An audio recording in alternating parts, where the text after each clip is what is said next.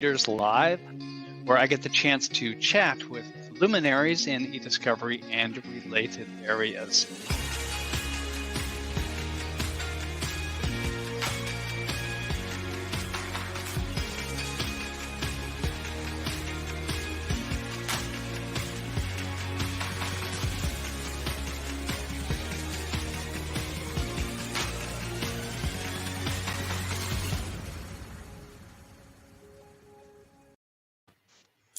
Welcome to eDiscovery Leaders Live, hosted by ACEDS and sponsored by Reveal. I am George Socha, Senior Vice President of Brand Awareness at Reveal. Each Friday morning at 11 a.m. Eastern, I host an episode of eDiscovery Leaders Live, where I get the chance to chat with luminaries in eDiscovery and related areas. Past episodes are available on the Reveal website. Go to revealdata.com, select resources, and then select eDiscovery Leaders Live. My guest this week is Ilan Sherr. Ilan is Legal Director at DLA Piper and Executive Director at Ascension. He is by training an EU and competition lawyer with an LLB from UCL, and then LLM and postgraduate diploma from King's College, London. Ilan, welcome. Hi, thank you for having me. How are you doing? Doing well. Glad to have you here. This is a busy week for you. Yes, it's been crazy. I noticed you invite luminaries, but I'm very much the new kid on the block because our product only launched on Monday. So it has been a busy week. Well, it may have just launched on Monday, but it's quite the product. So tell me, what's going on? What's the new offering, the new product? So at DLA Piper, we've just launched Ascension. That's AI Ascension. So you can see what we've done there. And it's a cartel detection tool. What we've done is we've been working with Reveal to create a artificial intelligence based algorithm that spots cartels within documents. And the idea is that we can now help businesses spot cartels very quickly and easily using the benefits of AI combined with the training and knowledge of DLA lawyers. Okay, so let's roll that back a little bit. The problem, of course, is cartel something. Describe to us a little bit more what that really means. What problem are you taking on here? Yeah, so I should probably step right back, and for anybody who doesn't know what cartels are anti-competitive agreements between competitors that rig the market in some way, usually raising prices and damage the market. And it normally ends up with consumers paying more or having less competition or choice to choose from. And cartels are a big issue for businesses, mainly because they're illegal. They're illegal in most of the jurisdictions in which we have offices in, and most of the Western world and lots of other countries are also bringing in new competition laws. I'm sorry, as you probably noticed by the accent, I'm from the UK, so we call it competition law in the UK, but in the US you'd recognize it as antitrust laws. Is it essentially the same thing, competition and antitrust, just different labels? Exactly, yes. Potato. But the risks of cartels are quite high. So you can be fined massively by regulators. In the US and in Europe, the fines are up to 10% of global worldwide turnover of the entire group. In lots of countries, it's also criminal. So there are criminal sanctions. Your employees or directors could go to jail. And if you have been found to have been involved in cartels, then you're exposed to damages actions, and in the US it's triple damages. So quite heavy impacts on businesses, and businesses want to be able to deal with that and prevent any problems going on in their business. And so the aim of this product is really to try and help those businesses in those situations. So I gather then part of what that means is that they need to find out that they have a problem initially, see if they can detect it, right? That's the first step in all of this. And what is the traditional way of trying to accomplish that?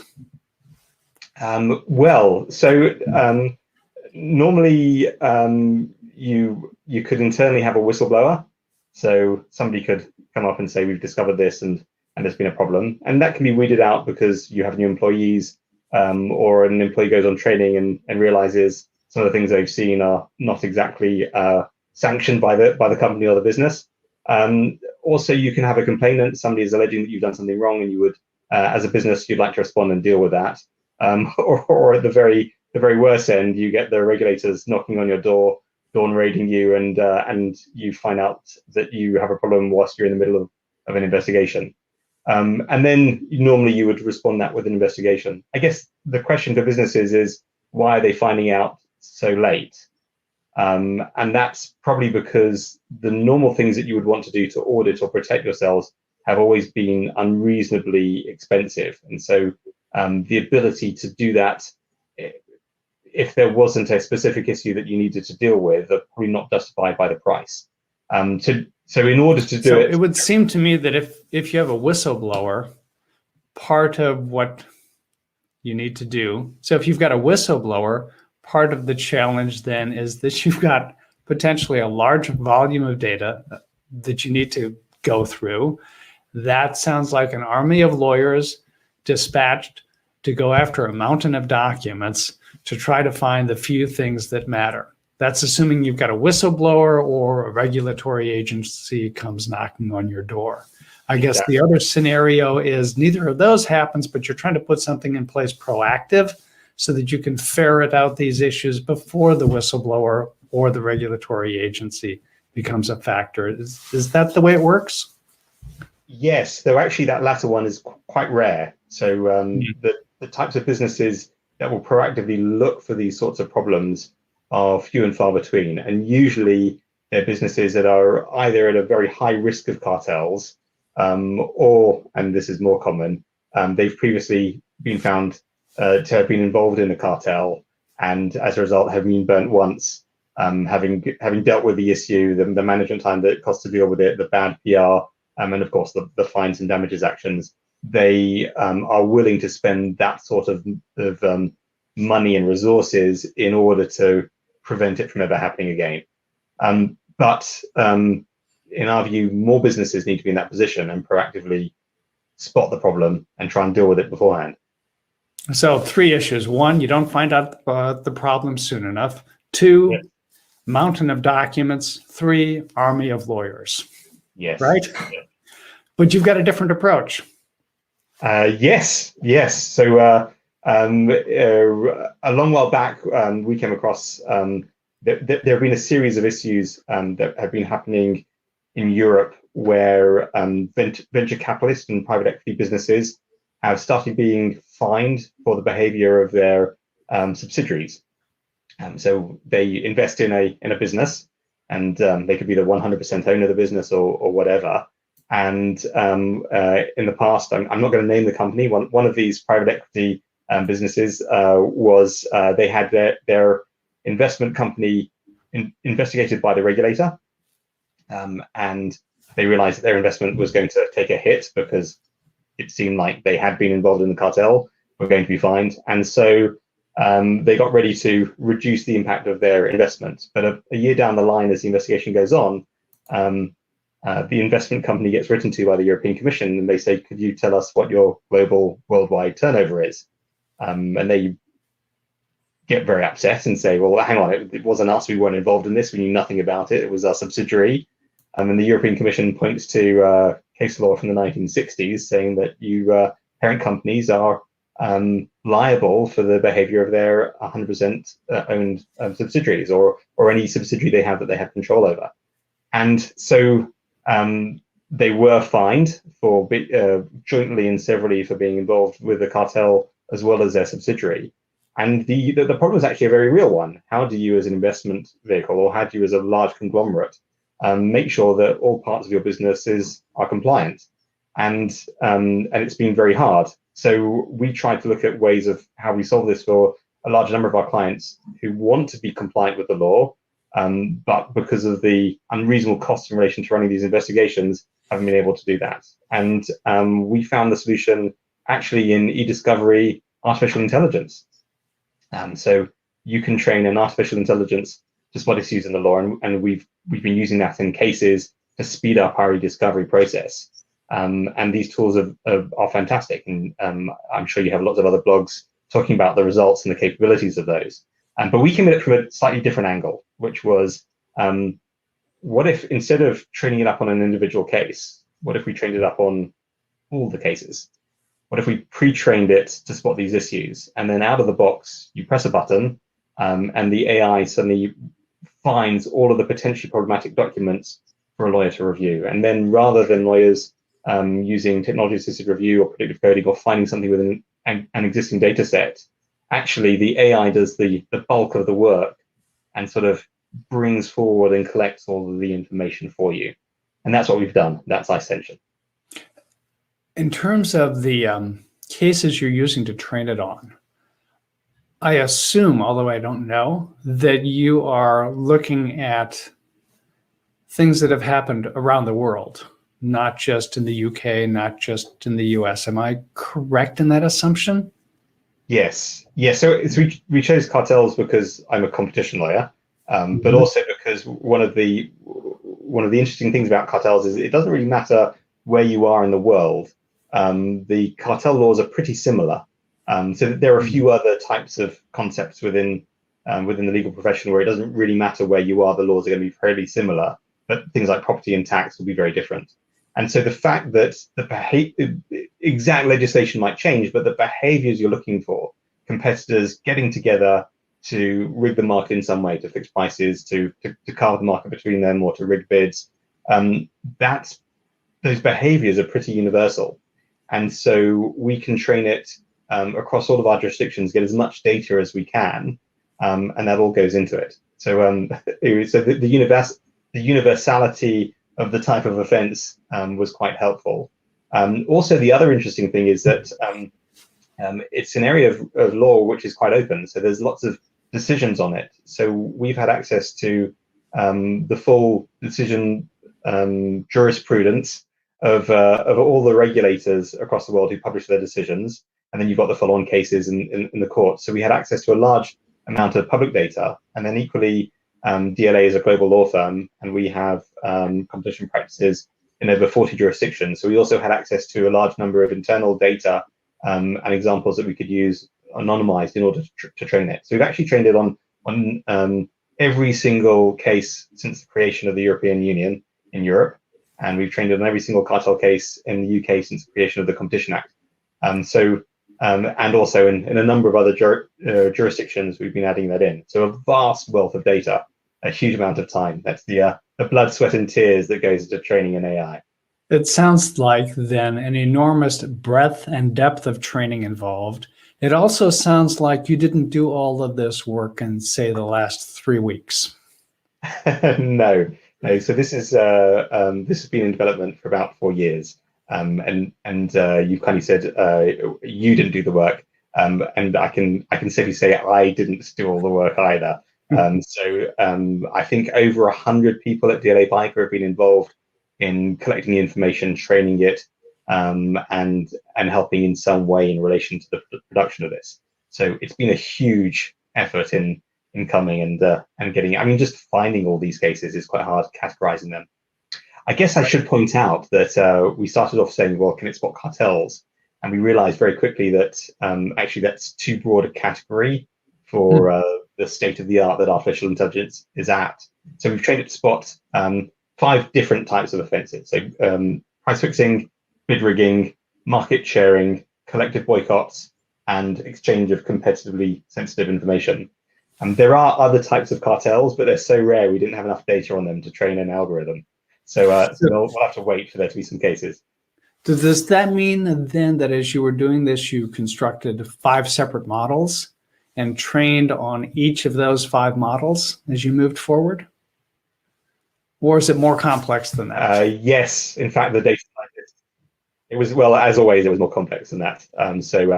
We have a variety of models, and the data scientists we work with at Reveal have been absolutely fantastic in sort of helping finesse and fine tune that. But what we then did is we also tested against real data, and then that's when you really see the results and the efficiencies that it creates. So what are those results? What are those efficiencies? What does it look like from that perspective? So the really interesting thing is that in some of the direct comparisons, in the largest case that we did, when we compared it against I call it traditional review, but the traditional review was using search terms, predictive coding, technology assisted review, and machine learning. So not people actually reviewing documents. The AI and the alternative review found the same issues, but the critical difference was the AI and the Ascension, the AI and human review combined, managed to shave off about 80% of the costs. So it was a fifth of the price. That's a considerable difference. Yes. What has the reception been so far? I know the announcement was only at the beginning of this week. It's good fun, very interesting. So I mean, everybody we've spoken to about this is very excited. What's interesting is because of that cost saving, what you can now do. So obviously we can run investigations in a totally different way, but we can also run and offer new products and services to clients that literally haven't been available before. So they can now audit and detect problems. So one of the things that I was talking about, the issue that businesses had before in looking after their subsidiaries. A lot of the businesses that we see being involved in cartel conduct all have very effective competition compliance programs. So they train their lawyers on what not their lawyers, they train their employees, staff, directors, everybody involved with the business, what they can and can't do. Mm-hmm. But what's interesting is still there are these businesses who do have compliance regimes, take compliance very seriously, who are still being caught out. And for me, the interesting part of that is the missing piece of the puzzle in a lot of these compliance programs is actually detection, the ability to spot an issue.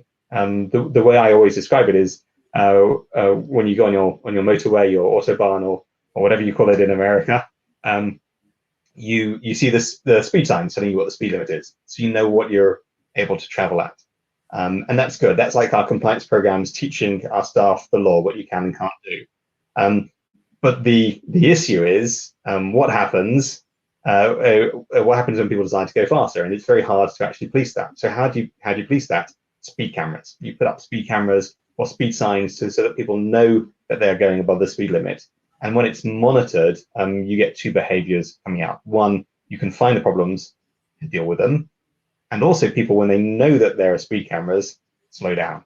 And so the idea of adding detection into a compliance program means that you get the double-pronged effect of, if there is an issue, so somebody unwittingly did something wrong, you're able to spot it and deal with it before it becomes a problem.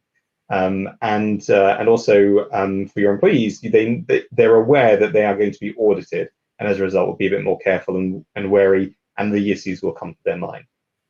As we always say, prevention is the best cure. And I suppose on that, they are aware that they're going to be audited side of things. A big difference is that in the past, yes, they might be audited, but the chances of it actually happening were pretty low because it would be such an expensive and time-consuming process. And now the chances of being audited are much greater. There's a camera every block instead of a camera every city. Is that right?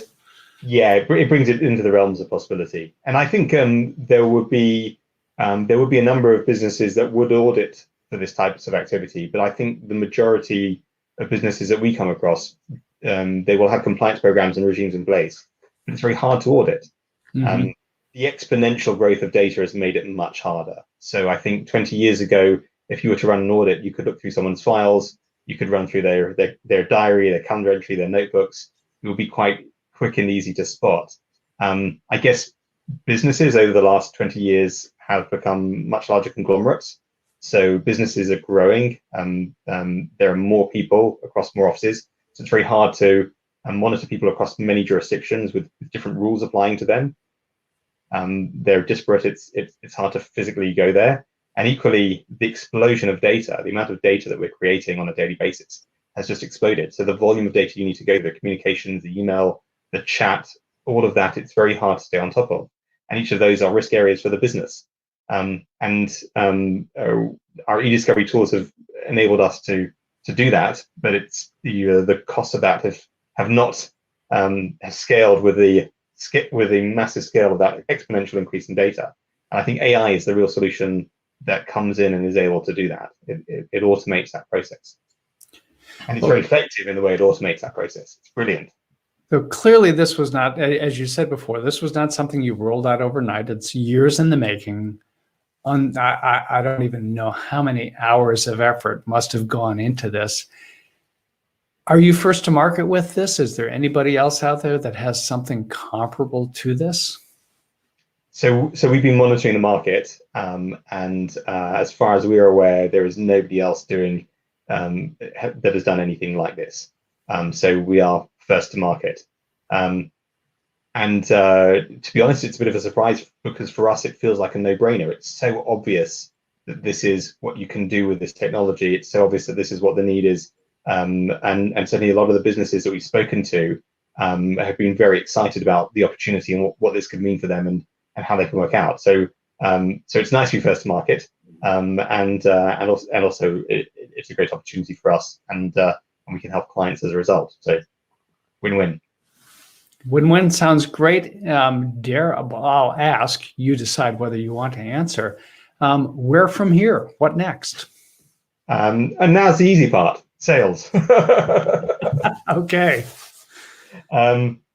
Yeah, so it's good to go. The first product that we're launching is effectively an audit product. So it will audit for cartels. And the way that works is a business would identify their risk area, what it is that they want to investigate and check or audit. They would collect that information, so they identify usually the individuals within the business who are within that high risk category that need to be audited. They then look at where do they hold data, where is it stored, does the employer have the right to access that data, and if they do, then that can be harvested. Rather than taking a forensic capture, because this is an audit, the businesses can do that themselves, and that saves a massive amount of the cost. They collect that, and then it's in the main part, we'll upload it onto the cloud.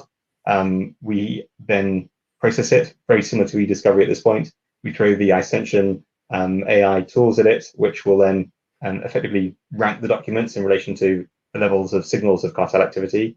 And then the data scientists at Reveal have been amazing. Dr. Mativa and Isha Chopra, they've created an exploration queue, and that takes the best examples of each cluster of documents, so that we aren't repeating some of the work. And then the lawyers will review the cream, the top sample of documents, in order to see whether there's an issue and provide a report back. So that's how it works. That's what we're launching now, and that's what's available. But as you can see, there are a lot more things that we can do with this. So the monitoring functions that Reveal have already created, we're looking at rolling that out also in the future, and that will allow us to actually monitor every new communication sent, every new document created, and that can really allow businesses in real time to proactively spot and stop an issue before it becomes a problem. Quite amazing. Quite the undertaking. Congratulations. Is there anything that I have neglected to ask you about this initiative that I should be probing about here? Well, I guess the benefits of the AI are quite interesting. I mean, what we found is, in order to run some of these reviews, we needed to start it with large teams of lawyers, paralegals, trainees, in order to just churn through the volume of data, even after you're using technology-assisted review or thinning out the data and removing noise or duplicates and the like.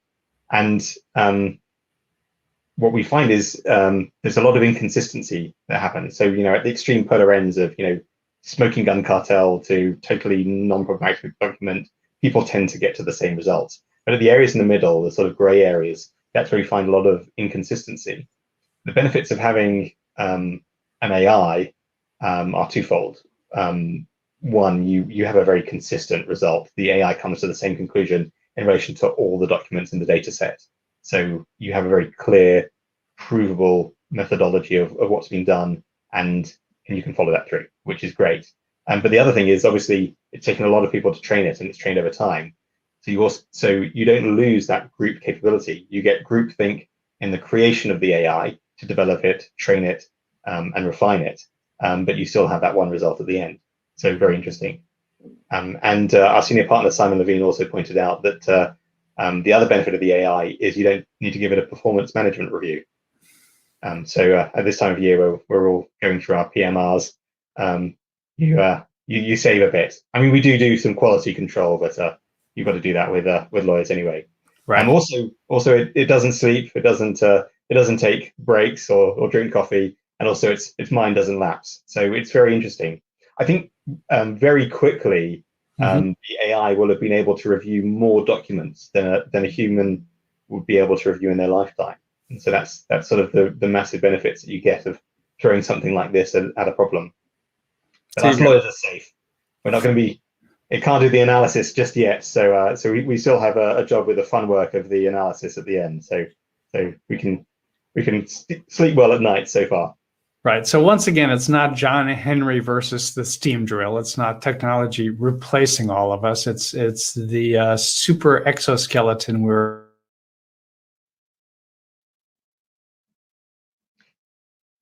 Yes. There,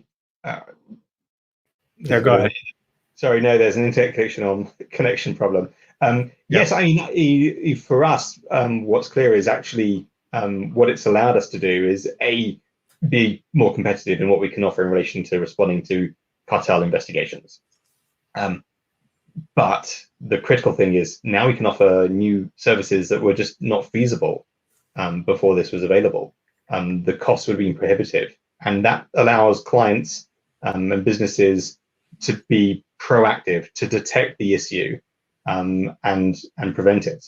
The costs of prevention are just so much better than the costs of cure. It just makes perfect commercial sense. And I think as a lawyer, it's nice to be on that side of the fence of, or Professor Suskind puts it as the fence at the top of the cliff rather than the ambulance at the bottom. And I think it's a more comfortable position to be with the businesses that we'd like to help. Very much so. Well, Ilan, thank you very much for joining us this week. My guest this week has been Ilan Sherr. Ilan is both legal director at DLA Piper and the executive director of the brand new, just announced, Ascension. Ilan, thank you very much for joining us. Our guest, it's been a great pleasure. Yes, our guest next week, March 26th, will be David Urich from United Health Group. Ilan, thank you once again. Thank you.